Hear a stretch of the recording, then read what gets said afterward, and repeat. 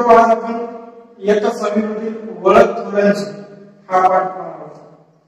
ओळख एका व्यक्तीबद्दल माहिती घेणे, पण कशा व्यक्तीबद्दल माहिती घ्यायची आहे तर थोर व्यक्तीबद्दल माहिती घ्यायची आहे.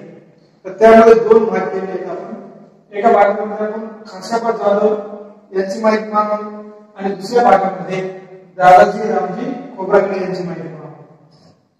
तर भारतामध्ये जे काही महान पुरुष होऊन गेले, महान व्यक्ती होऊन गेले, काही व्यक्तित्व होऊन गेले, त्यामध्ये खासाबा जाधव हे आहे.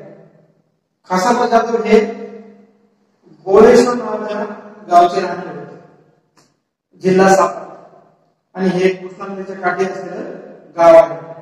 तर खासाबा जाधव यांचं प्रावीण्य कशामध्ये होतं तर त्यांनी कुस्ती खेळामध्ये भारतासाठी नेतृत्व केले आणि त्यामध्ये प्रावीण्य मिळवले. तर खासाबा जाधव हे लहानपणापासूनच कुस्ती खेळण्याची आवड दाखवत. खासाबा जाधव यांचे आजोबा प्रसिद्ध कुस्तीपटू होते आणि कुस्तीचे जे काही सर्व डावपेच असतात ते सर्व डावपेच त्यांना आजोबाकडून आणि वडिलांकडून मिळालेले आहे.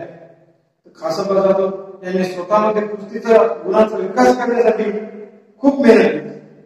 जेव्हा ते लहानपणी शाळेमध्ये असत तेव्हापासून ते जत्रेमध्ये जाऊन कुस्ती खेळायचे, दंड बैठका म्हणायचे, सूर्यनमस्कार म्हणायचे आणि त्यांचे जे माध्यमिक शिक्षणासाठी ते जवळ 5 किलोमीटर असणारे जे गाव आहे त्या गावी जात असताना येणं आणि जाणं हे दोन्हीही पायी पायी करायचे. वेगाने पळत जायचे, वेगाने पळत यायचे. त्यामुळे दम तयार झाला. कुस्तीमध्ये जो काही दम आवश्यक असतो, स्ट्रेंथ स्ट्रॉंग आवश्यक असतो, त्यांचा तयार झाला होता. पाय कणकर झाले, पिंड्या कणकर झाले होते. असे बनलेले कुस्तीमध्ये खासाबा जाधव हे भारताचं नेतृत्व करतात. 1952 साली 1952.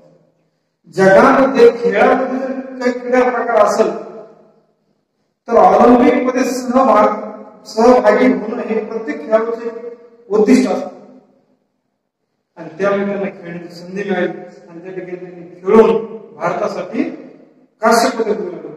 ती स्पर्धा झाली होती हेलसिंकी या ठिकाणी. त्या ठिकाणी त्यांना कांस्य पदक मिळवलं आणि त्यांनी अशा पद्धतीने भारताचा गौरव त्या ठिकाणी वाढवला. असे होते महान कुस्तीपटू खासाबा जाधव. याचबरोबर दुसरे थोर व्यक्ती आहे दादाजी रामजी खोब्रागडे. खोब्रागडे हे चंद्रपूरकडचे राहणारे आहेत. यांना ही शेतीची प्रचंड आवड होती आणि त्यांचे वडील शेतामध्ये राबत असताना, काम करत असताना वेगवेगळ्या प्रकारच्या चांगल्या बिया निवडण्याची त्यांना आवड होती. कारण ते म्हणतात चांगलं बी जर आपण पेरलं तर चांगल्या पद्धतीने त्याचं उत्पन्न होत असत आणि मग तेव्हापासून त्यांना बी निवडणे सुरू झाले. अवघी 1.5 एकर शेती असणार त्यावर त्यांनी अनेक प्रकारचे प्रयोग करून तांदळाच्या वेगवेगळ्या प्रकारच्या जाती विकसित केल्या आहेत.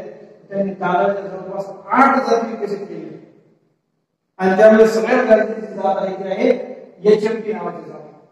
तर ही HMT जात म्हणजे खूप प्रचंड उत्पन्न दिलं जातं आणि हा तांदूळ बघितल्या लोकांची त्याच्या रूढी पडते घेण्यासाठी लोक उत्सुक असतात. तर अशा पद्धतीने ही जात तयार करण्याचं काम दादाजी खोब्रागडे यांनी केलं. तर दादाजी खोब्रागडे यांनी अशा पद्धतीने विविध प्रकारचे प्रयोग करून शेतीमध्ये भरपूर उत्पन्न आपल्या शेतकऱ्यासाठी कसं करता येईल यासाठी प्रयत्न केले. तर दादाजी खोब्रागडे यांना कृषी भूषण आणि कृषी संबंध असणारे अनेक पुरस्कार मिळालेले आहेत. तर विद्यार्थी मित्र तुम्ही यांच्या संबंधी असणाऱ्या आणखी काही माहिती जमा करायची. त्याचबरोबर तुम्हाला गृहपाठासाठी एक प्रश्न आहे की तांदळाच्या विविध जाती कोणत्या या तुम्ही शोधून काढायच्या. तर मी त्या ठिकाणी तुम्हाला एक सांगितले की तांदळाच्या प्रसिद्ध HMT आहे. तसं आणखी तुम्ही 10 जाती शोधून काढायच्या. त्याचबरोबर खासाबा जाधव यांच्या संबंधित असणाऱ्या वेगवेगळ्या प्रकारची सचित्र माहिती गोळा करायची. अशा पद्धतीने आपला पाठ होतो थोरांची ओळख या ठिकाणी संपलेला आहे. सांगितलेला भाग आम्ही करा. धन्यवाद.